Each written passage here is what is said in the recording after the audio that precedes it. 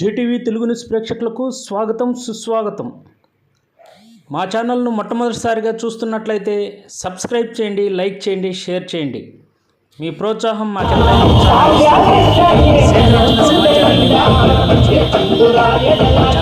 ప్రత్యేకత. ధన్యవాదములు. వివరాల్లోకి వెళ్తే, నెల్లూరు జిల్లా కావలి నియోజకవర్గం బోగోలు మండలం ఏనుగులబావి ముంగమూరు పంచాయతీల్లో మంగళవారం ఎన్డీఏ అభ్యర్థి దగ్గుమాటి వెంకట కృష్ణారెడ్డి అలియాస్ కావ్య కృష్ణారెడ్డి తన ప్రచారాన్ని మంగళవారం సాగించారు. ఈ సందర్భంగా ఏనుగులబావి, కోలదిన్నె, జడగోగుల, ముంగమూరు ప్రాంతాల్లో విస్తృత పర్యటన చేపట్టారు.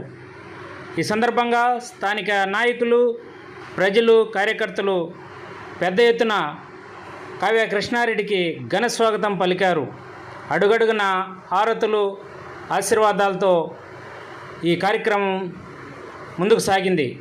ఈ సందర్భంగా కావ్య కృష్ణారెడ్డి మాట్లాడుతూ,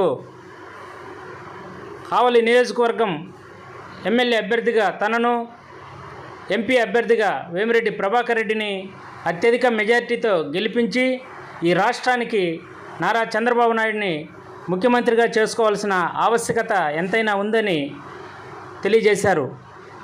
ఈ కార్యక్రమంలో స్థానిక నాయకులు, కార్యకర్తలు పెద్ద సంఖ్యలో పాల్గొన్నారు.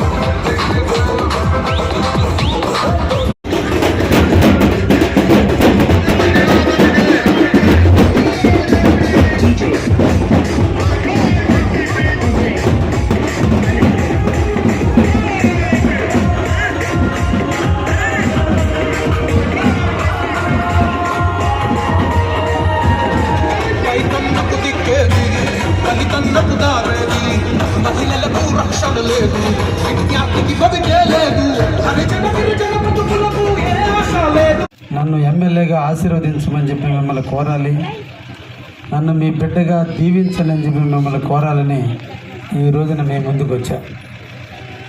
ఈ రోజున బీజేపీ, జనసేన, తెలుగుదేశం 3 పార్టీలు కలిసి ఉమ్మడి అభ్యర్థిగా ఈ రాష్ట్రంలో ఉన్న రాక్షస పాలన పోవాలి, ప్రజలందరికీ ఆమోదయోగ్యమైన ప్రభుత్వం తీసుకురావాలి.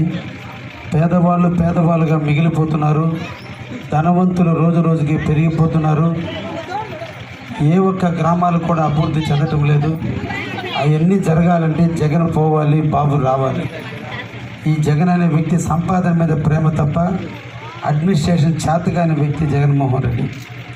అందుకనే బటన్ నొక్కుడు తక్కువ గ్రామాలు అభివృద్ధి ఏంటి, గ్రామంలో ప్రజలు ఏ సమస్యను కోరుకుంటున్నారు, ఏ సమస్యతో ఇబ్బందులు పడుతున్నారు, వాళ్ళ అవసరాలు ఏంటి, వాళ్ళ ఇబ్బందులు ఏంటి, ఆ గ్రామం ఎలా అభివృద్ధి చెందాలో ఆలోచించాల్సినటువంటి ఎమ్మెల్యే కావచ్చు, జగన్మోహన్ రెడ్డి కావచ్చు, ఈ గత 5 సంవత్సరాలుగా ఏ ఒక్క అభివృద్ధి కార్యక్రమాన్ని తీసుకోవాలి.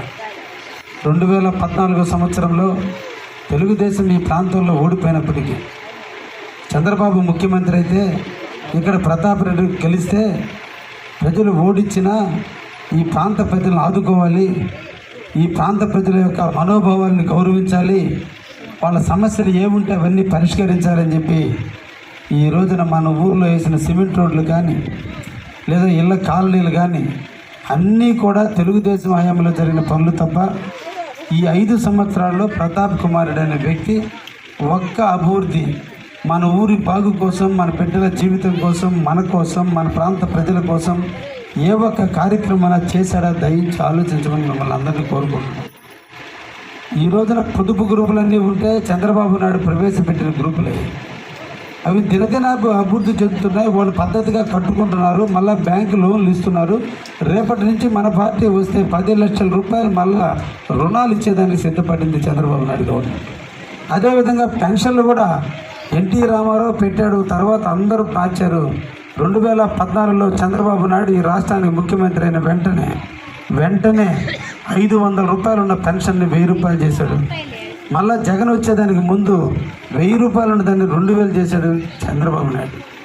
జగన్ ఏమో ప్రతి ఊరు తిరుగుతూ మీకెందుకు నాకు ఓటు వేయండి 3000 చేస్తానని చెప్తే సంవత్సరానికి 250 ఆడవాళ్ళు ఇంట్లో కూరగాయలు వస్తే కొసురు మొగ్గ కింద తూకం అయిపోయిన తర్వాత మళ్ళీ కొసురు కింద కొంత, మొగ్గ కింద కొంత, ఒక బెండకాయ ఏరుకున్నట్టుగా సంవత్సరానికి 250 పెంచి దీన్ని 4 సంవత్సరాలకు 3000 చేశాడు. ఈరోజు బాబు గారు మళ్ళా రాబోతున్నాడు, ఈ రాష్ట్రంలో చంద్రబాబు ముఖ్యమంత్రి కాబోతున్నాడు. రేపు జూన్ 10వ తేదీ తర్వాత కౌంటింగ్, జూన్ 4వ తేదీ కౌంటింగ్ అయిపోతే జూన్ 5 నుంచి 10వ తేదీ మధ్యలో చంద్రబాబు ప్రమాణ స్వీకారం ఈ పెన్షన్ ఏప్రిల్ 1వ తేదీ నుంచే లెక్కేసుకోండి.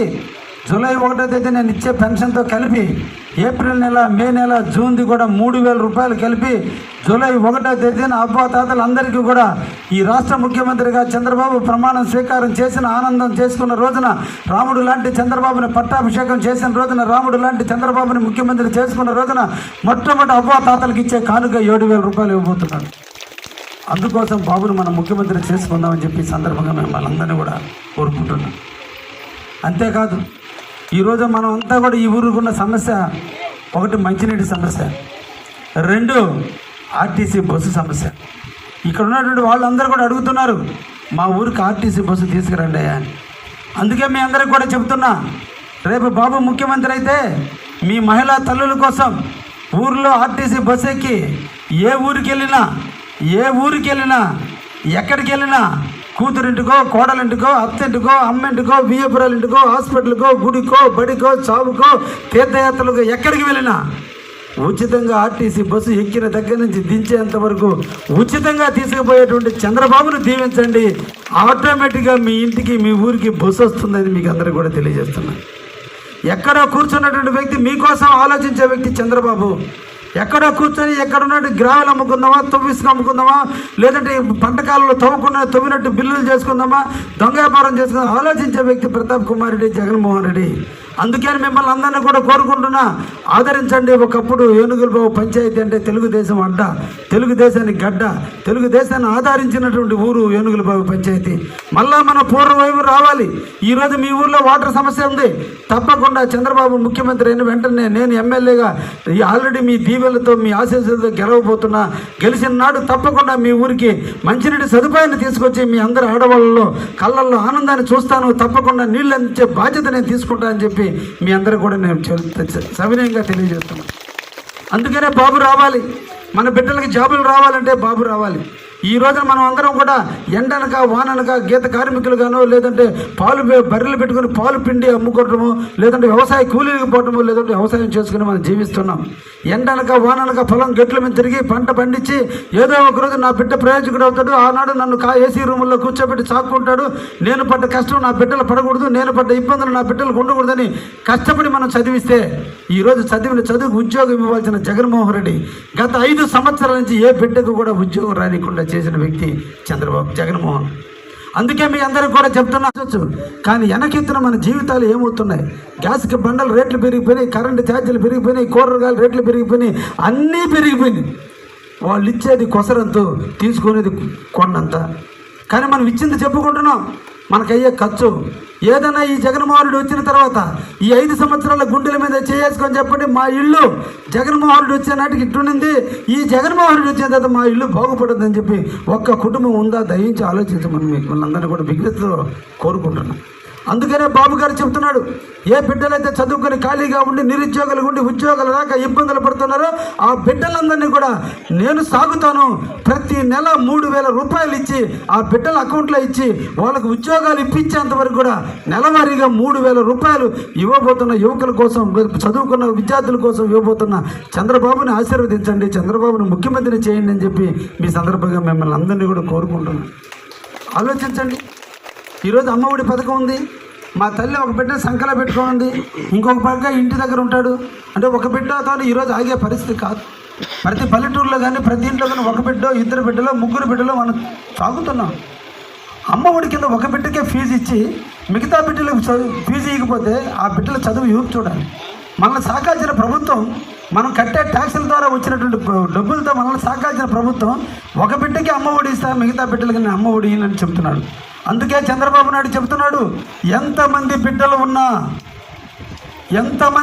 ఉన్నా ప్రతి బిడ్డకి సంవత్సరానికి 15,000 రూపాయలు ఇస్తానన్న చంద్రబాబును దీవించండి, నన్ను ఎమ్మెల్యేగా వేమిరెడ్డి ప్రభాకర్ రెడ్డిని ఎంపీగా గెలిపించండి అని చెప్పి మిమ్మల్ని అందరినీ పేరు పేరున కోరుకుంటున్నా. ఒక బిడ్డ ఉంటే 15,000, 2 ఉంటే 30,000, 3 ఉంటే 45,000, 4 ఉంటే 60,000, 5 ఉంటే 75,000. మనకు ఓపికండి కంటే ఎంతమందికైనా కూడా డబ్బులు ఇవ్వడానికి సిద్ధంగా ఉన్న చంద్రబాబుని మీరు ఆశీర్వదించండి. మన బిడ్డల జీవితాలకి ఉద్యోగాల కోసం, మన బిడ్డల చదువుకునే ప్రయోజకుల కోసం చంద్రబాబుని ఆశీర్వదిస్తే, చంద్రబాబుకు ఓటేస్తే, సైకిల్ గుర్తుకు ఓటేస్తే మన కష్టాల కడలు తీరి మనందరం కూడా సుఖజీవనాన్ని సాగించేదానికి అవకాశం ఉంటుందని చెప్పి ఈ సందర్భంగా మిమ్మల్ని అందరినీ కోరుకుంటున్నాను. ఇబ్బందులేంటి? ఎవరికి కాలనీళ్ళు లేవు, ఎవరికి మంచినీళ్ళు లేవు. మీ ఏనుగుల బావికి కేటీఎస్ ద్వారా నీళ్లు రాక ఇబ్బందులు పడుతుంటే ఏ రోజున నీళ్లు తెచ్చే ప్రయత్నం కానీ, కాలువలు తవ్వించిన పరిస్థితి కానీ ఏమన్నా ఒక్క కార్యక్రమాన్ని ఎమ్మెల్యేగా చేశారో దయించి ఆలోచించమని నేను అంటున్నాను. ఏదో ఎలక్షన్ వచ్చింది, తెలుగుదేశం వాళ్ళు తిరుగుతున్నారు, వైసీపీ వాళ్ళు తిరుగుతున్నారు. మీరు ఆలోచించి విచక్షణ మర్చిపోయి ఓటేస్తే వాళ్ళు తాయిలాలు ఇచ్చారనో, గిఫ్ట్లు ఇచ్చారనో, బంధుత్వమనో, తెలిసినోడు వచ్చాడనో, ఇబ్బంది పెట్టాడనో, మొహమాటు పెట్టాడనో ఓట్లేస్తే వేసేది ప్రతాప్ కుమార్ రెడ్డికి, మోసం చేసేది వైసీపీ ప్రభుత్వం. మీ ఊర్లో లీడర్లు కాదు. అందుకోసమే ఈరోజు మీ లీడర్లందరూ ఏమయ్యారు? ఈ ఊర్లో డ్రింకింగ్ సమస్య లేదు, ఆర్టీసీ బస్సు లేదు, ప్రజలందరూ కూడా ఇబ్బందులు పడుతున్నారు. తెలుగుదేశం హయాంలో వేసిన సిమెంట్ రోడ్డు తప్ప ఏ ఒక్క రోడ్డు వేయలేదు. ఈరోజు రోడ్లన్నీ గుంటలమయమైపోయినాయి. ఏంటి లీడర్లు ఓట్లు వేయించిన లీడర్లు ఎందుకు అడగరు? అందుకని ఆలోచించమంటున్నా. తప్పకుండా నేను కూడా మాకు పల్లె ప్రాంతానికి చెందినటువంటి వాడిని, నిరుపేద కుటుంబంలో పుట్టా. నేను కూడా వ్యవసాయంలో నాకంటే మీరు ఎక్కువ పనులు చేసి ఉండరు. నేను చంగత్తులు వేసా, నాటు పెరిగా, దున్నా, అన్నీ చేసి మేము కూడా 2 ఎకరాల ఆసాముగా ఉన్న కుటుంబం నుంచి పుట్టా. నేను చదువుకునే రోజుల్లోనే మా అన్నదమ్ములు విడిపోతే మేమందరం కలిసి నేను వ్యవసాయం చేసుకున్నా. 90వ సంవత్సరం వరకు మా ఇంట్లో కరెంటు లేని పూరింట్లో బతికిన వ్యక్తిని నేను. కష్టాలు తెలుసు, బాధలు తెలుసు, ఇబ్బందులు తెలుసు కాబట్టి ఆ దేవుడు, నేను క్రమశిక్షణతో ఎదిగాను కాబట్టి ఆ దేవుడి ఆశీస్సులతో ఈరోజు పేద ప్రజలకు అందరూ కూడా సేవ చేసే భాగ్యాన్ని నాకు ఇచ్చాడు. తప్పకుండా నేను సేవ చేస్తానని మీ అందరికి కూడా హామీ ఇస్తున్నా. నాకు 2 బిడ్డలు ఉన్నారు. పెద్ద పాపకి మ్యారేజ్ చేశాను. రెండో బిడ్డ ఈరోజు డాక్టర్ చదువుతుంది. నేను నా ఇద్దరు బిడ్డల్ని కూడా కూర్చోబెట్టి, నా భార్యను కూర్చోబెట్టి నేను సేవ చేయాలి. పోతా ఎత్తుకపోతే ధనం కాదు, కీర్తి. ఆ కీర్తి కోసం నేను జీవించాలనుకుంటున్నాను. కాబట్టి నేను నిరంతరం కూడా రాజకీయాల్లోకి వెళ్ళాలని అనుకున్నప్పుడు వాళ్ళు ప్రోత్సహించినటువంటి ప్రోత్సాహం వల్లే ఈరోజు మీ ముందుకు వచ్చా. ఒక్కటి మీకు హామీ ఇస్తా, కావ్య కృష్ణారెడ్డికి వేసిన ఓటు ఒక ప్రతాప్ రెడ్డి లాంటి వ్యక్తికి వేసాం. ఏ దుర్మార్గాలు చేస్తున్నాడు, భయపెడుతున్నాడు, పోలీసుల చేత దొంగ కేసులు పెడుతున్నాడు, ఇబ్బందులు పెడుతున్నాడు, ప్రజలకు ఏ ఒక్క పని కూడా చేయలేదు అనిపించకుండా శబాష్ మంచి వ్యక్తికి ఓటేసాం, మాకందరికీ కాపలా కాస్తున్నాడు, మా ఊరికి సేవ చేస్తున్నాడు, మాకు అన్ని విధాల అండదండలుగా ఉన్నాడు అనిపించే విధంగా నేను జీవిస్తానని, ఒక్క అవకాశం నాకు ఇవ్వండి, పేద బడుగు బలహీన వర్గాల కోసం సేవ చేసే భాగ్యాన్ని మీకు కల్పించడని చెప్పి మిమ్మల్ని అందరినీ కూడా కోరుకుంటూ, ఈ రోజున మీరు చూపించిన ప్రేమ, నా కోసం మండు టెండర్లో ఎదురు చూసిన చూపులు తప్పకుండా నా హృదయంలో ఉంచుకుంటా. తప్పకుండా ఈ గ్రామాన్ని అన్ని విధాలు ఆదుకుంటా. తప్పకుండా ఈ గ్రామాన్ని దత్తత తీసుకుంటా.